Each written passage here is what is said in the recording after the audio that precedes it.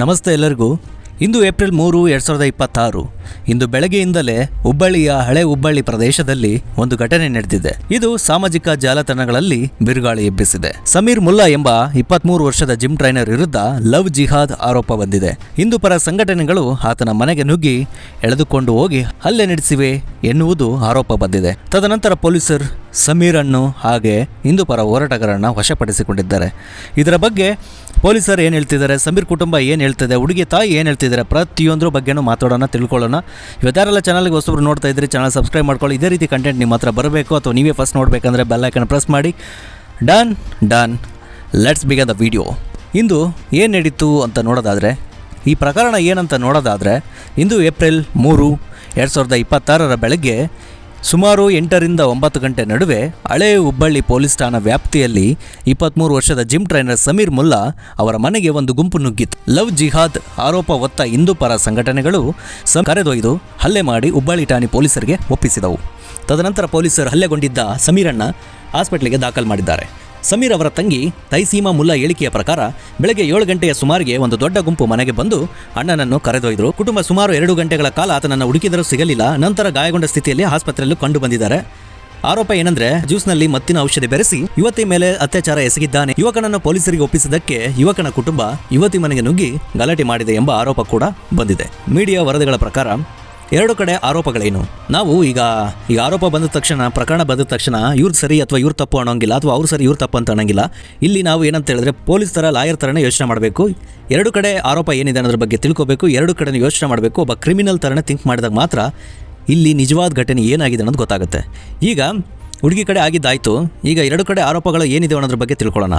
ಹುಡುಗಿಯ ಕಡೆ ಆರೋಪ ನೋಡೋದಾದರೆ, ಹುಡುಗಿಯ ತಾಯಿ ರಾಜೇಶ್ವರಿ ಅವರ ಪ್ರಕಾರ ಸಮೀರ್ ಮತ್ತು ಆತನ ಕುಟುಂಬ ಕಳೆದ 4-5 ದಿನಗಳಿಂದ ತಮ್ಮ ಮಗಳಿಗೆ ಕಿರುಕುಳ ಕೊಡ್ತಿದ್ದಾರಂತೆ ಅಂತ ಹೇಳ್ತಾ ಇದ್ದಾರೆ. ಹಾಗೆ ಇವತ್ತು ಮನೆಗೆ ನುಗ್ಗಿ ಮನೆ ಸುಡಲು ಪೆಟ್ರೋಲು ಮತ್ತು ಸ್ಟಿಕ್ಕು, ಕತ್ತಿಗಳನ್ನು ಕೂಡ ತಂದಿದ್ರು, ನಮ್ಮ ಮೇಲೆ ಹಲ್ಲೆ ಕೂಡ ಮಾಡಿದ್ದಾರೆ ಅಂತ ಆಕೆ ಆರೋಪಿಸಿದ್ದಾರೆ. ಈ ಕಡೆ ಸಮೀರ್ ಕುಟುಂಬದ ಕಡೆ ಆರೋಪ ಏನಂದ್ರೆ, ಸಮೀರ್ ತಂಗಿ ತೈಸೀಮಾ ಹೇಳಿಕೆಯ ಪ್ರಕಾರ ಸಮೀರ್ ಮತ್ತು ಆ ಹುಡುಗಿ ಕಳೆದ 3 ವರ್ಷಗಳಿಂದ ಪ್ರೇಮ ಸಂಬಂಧದಲ್ಲಿದ್ದರು, ರಿಲೇಶನ್ಶಿಪ್ ಅಲ್ಲಿ ಇದ್ದಾರೆ. ಘಟನೆಗೆ ಮೊದಲು ಅವರಿಬ್ಬರು ಗೋವಾಕ್ಕೆ ಹೋಗಿದ್ದಾರೆ, ಫೋಟೋ ಇದಾವೆ, ವಿಡಿಯೋ ಇದಾವೆ ಅಂತ ಹೇಳಿ ಒಂದು ಗ್ರೂಪ್ನಲ್ಲಿ ಕೂಡ ಬಿಟ್ಟಿದ್ರಂತೆ. ಅದನ್ನ ಮೀಡಿಯಾ ಮುಂದೆ ಆಮೇಲೆ ಪೊಲೀಸರ ಮುಂದೆ ಕೂಡ ತೋರಿಸಿದ್ದಾರೆ ಅಂತ ಹೇಳ್ತಾ ಇದ್ದಾರೆ. ಇವರು ಕೂಡ ಆರೋಪ ಮಾಡಿದ್ದಾರೆ, ಸಂಬಂಧದಲ್ಲಿ ಇದ್ದಾರೆ ಅಂತ ಹೇಳಿ, ಇವರಿಬ್ರು ರಿಲೇಶನ್ಶಿಪ್ ಅಲ್ಲಿ ಇದ್ದಾರೆ ಅಂತ ಹೇಳಿ ಆರೋಪ ಮಾಡ್ತಾ ಇದ್ದಾರೆ. ಸೊ ನೆಕ್ಸ್ಟ್ ಪೊಲೀಸರ ವರದಿ ಪ್ರಕಾರ ಪೊಲೀಸರು ಏನು ಹೇಳ್ತಿದ್ದಾರೆ ಈ ಒಂದು ಘಟನೆ ಬಗ್ಗೆ ಅಂತ ಅಂದ್ರೆ, ಇಲ್ಲಿ ಅತ್ಯಂತ ಮುಖ್ಯವಾದ ಅಂಶ ಪೊಲೀಸರ ಅಧಿಕೃತ ನಿಲುವು. ಹುಬ್ಬಳ್ಳಿ ಧಾರವಾಡ ನಗರ ಪೊಲೀಸ್ ಕಮಿಷನರ್ ಎನ್ ಶಶಿಕುಮಾರ್ ಅವರ ಪ್ರಕಾರ ಈ ಘಟನೆ 2 ಕುಟುಂಬಗಳ ನಡುವಿನ ವೈಯಕ್ತಿಕ ವಿವಾದದಿಂದ ಉಂಟಾಗಿದೆ ಮತ್ತು ಕೆಲವರು ಆರೋಪಿಸಿದಂತೆ ಇದು ಲವ್ ಜಿಹಾದ್ಗೆ ಸಂಬಂಧಿಸಿಲ್ಲ ಎಂದು ಸ್ಪಷ್ಟಪಡಿಸಿದ್ದಾರೆ. ಸಮೀರ್ ಮುಲ್ಲಾ ಗಾಯಗೊಂಡಿದ್ದು ಆಸ್ಪತ್ರೆಯ ಚಿಕಿತ್ಸೆ ಪಡೆಯುತ್ತಿದ್ದಾರೆ. 2 ಕಡೆ ಮಾಡಿರುವ ಆರೋಪಗಳ ತನಿಖೆ ನಡೆಯುತ್ತಿದೆ ಎಂದು ಪೊಲೀಸರು ಕೂಡ ತಿಳಿಸಿದ್ದಾರೆ. ನೆಕ್ಸ್ಟ್, ಹುಬ್ಬಳ್ಳಿ ಮತ್ತು ಲವ್ ಜಿಹಾದ್ ಚರ್ಚೆ ಏನಿದೆ ಇದ್ರ ಬಗ್ಗೆ ತಿಳ್ಕೊಳ್ಳೋಣ. ಹುಬ್ಬಳ್ಳಿಯಲ್ಲಿ ಈ ಚರ್ಚೆ ಮೊದಲದ್ದೇನಲ್ಲ.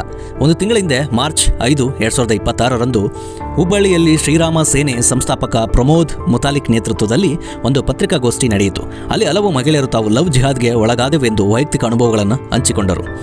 ಆ ಕಾರ್ಯಕ್ರಮದಲ್ಲಿ ನೇಹಾ ಹಿರೇಮಠ್ ತಂದೆ ನಿರಂಜನ್ ಹಿರೇಮಠ್ ಕೂಡ ಭಾಗವಹಿಸಿ ಮಗಳ ಕೊಲೆ ಪ್ರಕರಣ ತನಿಖೆಯನ್ನು ಸಿಬಿಐ ಅಥವಾ ಎನ್ಐಗೆ ವಹಿಸಬೇಕಂತ ಒತ್ತಾಯ ಮಾಡಿದರು. ನ್ಯಾಯ ಸಿಗುತ್ತದೆ ಎಂದು 100 ದಿನದಲ್ಲಿ ಭರವಸೆ ನೀಡಿದ ರಾಜಕಾರಣಿಗಳು 2 ವರ್ಷ ಕಳೆದರೂ ಏನು ಮಾಡಿಲ್ಲ ಎಂದು ಅವರು ದೂರು ನೀಡಿದರು. 2024 ನೇಹಾ ಹಿರೇಮಠ್ ಕೊಲೆ ಪ್ರಕರಣ ಏನಂತಂದು ಎಲ್ಲರಿಗೂ ಗೊತ್ತಿದೆ. ಏಪ್ರಿಲ್ 2024 ಹುಬ್ಬಳ್ಳಿಯ ಕಾಲೇಜ್ ಕ್ಯಾಂಪಸ್ನಲ್ಲಿ ನೇಹಾ ಹಿರೇಮಠ್ ಎಂಬ ವಿದ್ಯಾರ್ಥಿಯನ್ನ ಫಯಾಜ್ ಕೊಂಡ್ಕಪ್ಪ ಇರಿದು ಕೊಲೆ ಮಾಡಿದ್ದ. ಆ ಪ್ರಕರಣ ರಾಜ್ಯಾದ್ಯಂತ ದೊಡ್ಡ ಪ್ರತಿಭಟನೆ ಕಾರಣವಾಯಿತು.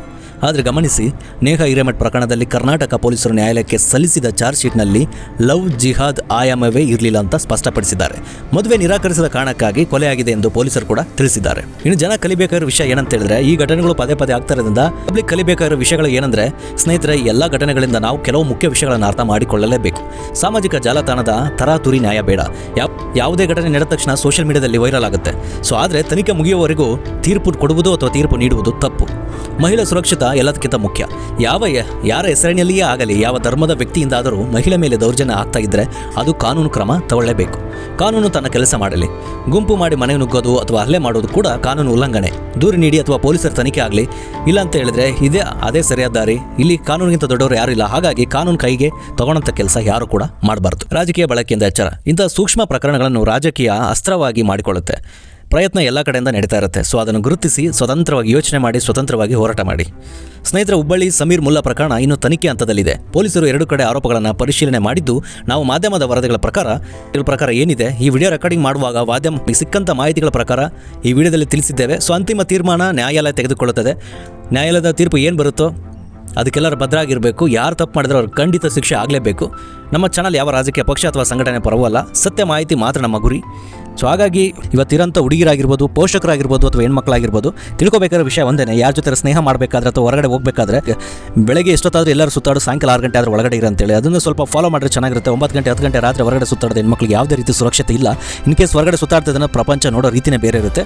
ಅದು ಪೇರೆಂಟ್ಸಿಗೆ ಗೊತ್ತಿರೋದ್ರಿಂದ ನಿಮ್ಮ ಸುರಕ್ಷತೆಗೋಸ್ಕರ ಬೇಗ ಬನ್ನಿ ಅಂತ ಹೇಳ್ತಾರೆ ಹೊರತು ನಿಮಗೆ ಲಿಬರ್ಟಿ ಕೊಟ್ಟಿಲ್ಲ, ಫ್ರೀಡಮ್ ಕೊಟ್ಟಿಲ್ಲ, ಎಲ್ಲರ ಥರ ನೀವಿಲ್ಲ ಅಂತ ಹೇಳ್ತಾ ಇಲ್ಲ. ಇವತ್ತು ಪಾರ್ಟಿ ಪಬ್ಬಿಗೆ ಹೋಗಬೇಕಾದ್ರೆ ಆ ಪಾರ್ಟಿ ಪಬ್ಬಲ್ಲಿ ಯಾವ ಥರ ಡ್ರೆಸ್ ಹಾಕೊಂಡ್ರೆ ಅದೇ ಡ್ರೆಸ್ ಹಾಕೋಬೇಕು. ಅದು ಬಿಟ್ಬಿಟ್ಟು ಸಾರಿ ಹಾಕೊಂಡು ಹೋಗೋಕ್ಕಾಗಲ್ಲ. ನೀವು ಕೂಡ ಅಲ್ಲಿ ಹೋಗ್ಬೋದು. ಅದೇ ರೀತಿ ಅದೇ ಡ್ರೆಸ್ನ ಎಲ್ಲ ಕಡೆ ಹಾಕೊಂಡು ಹೋದರೆ ನೋಡೋ ರೀತಿಯೇ ಬೇರೆ ಇರುತ್ತೆ. ಹಾಗಾಗಿ ನೀವು ಆಡುವಂಥ ಭಾಷೆ ಆಗಿರ್ಬೋದು, ವೇಷಭೂಷಣದಿಂದ ಹಿಡಿದು ಆಡೋಂಥ ಭಾಷೆಯಿಂದ ಹಿಡಿದು ನೀವು ಹೇಗೆ ಪ್ರತಿಯೊಂದು ಹೆಜ್ಜೆನೂ ಗಮನಿಸುವಂಥ ವ್ಯಕ್ತಿಗಳು ಇದ್ದೇ ಇರ್ತಾರೆ. ಹಾಗಾಗಿ ಹುಡುಗರಾಗಲಿ ಸೇಫ್ ಆಗಿರಿ. Safety important. ಮೊದಲು ತಪ್ಪು ಎಲ್ಲೇ ಆದರೂ ಕೂಡ ನಮ್ಮಿಂದ ಕೂಡ ಕಾಂಟ್ರಿಬ್ಯೂಷನ್ ಇರುತ್ತೆ. ಯಾವುದೇ ವ್ಯಕ್ತಿ ನಿಮ್ಮ ಹತ್ರ ಬರ್ತಾನೆ, ಸ್ನೇಹ ಬೆಳೆಸ್ತಾನೆ, ಪ್ರೀತಿ ಬೆಳೆಸ್ತಾನೆ ಅಂದರೆ ನಿಮ್ಮ ಒಂದು ಪರ್ಮಿಷನ್ ಇಲ್ಲದೆ ಯಾರು ಕೂಡ ಹತ್ರ ಬರಲ್ಲ. ಹಾಗಾಗಿ ಯಾರನ್ನ ಹತ್ರ ಸೇರಿಸ್ಕೋಬೇಕು, ಯಾರನ್ನ ಹತ್ರ ಸೇರಿಸ್ಕೋಬಾರ್ದು ಅನ್ನೋದು ನಿಮಗೆ ಬಿಟ್ಟಿದ್ದು. ಇವತ್ತು ಪೇರೆಂಟ್ಸ್ ಆದ್ರೆ ಅಷ್ಟೇ, ಪೇರೆಂಟಿಂಗ್ ಮಾಡುವಂಥ ಸಮಯದಲ್ಲಿ ಬಿಸಿ ಲೈಫಲ್ಲಿ ಇರೋದ್ರಿಂದ ಸರಿಯಾಗಿ ಟೈಮ್ ಕೊಡೋಕ್ಕಾಗಲ್ಲ. ಮಗಳು ಎಲ್ಲಿ ಹೋಗ್ತಾಳೆ, ಎಲ್ಲಿ ಬರ್ತಾನೆ, ಅಥವಾ ಮಗ ಎಲ್ಲಿ ಬರ್ತಾನೆ, ಯಾರು ಅವ್ನ ಫ್ರೆಂಡ್ಸು ಅಥವಾ ಯಾರು ಅವಳ ಫ್ರೆಂಡ್ಸು ಟ್ರಿಪ್ಪಿಗೆ ಅಥವಾ ಹೊರಗಡೆ ಹೋದಾಗ ನೀವು ಅವ್ರಿಗೆ 4-5 ಜನ ಫ್ರೆಂಡ್ಸ್ ಯಾರಿದ್ದಾರೆ ಅವ್ರ ನಂಬರ್ ಕಲೆಕ್ಟ್ ಮಾಡ್ಕೊಳ್ಳಿ. ಗಂಟೆಗೆ ಒಂದ್ಸರಿ ಅಥವಾ ಇಲ್ಲ 2 ಗಂಟೆಗೆ ಒಂದ್ಸರಿ ಮೆಸೇಜ್ ಟೆಕ್ಸ್ಟಲ್ಲಿ ಟಚ್ಚಲ್ಲಿರಿ.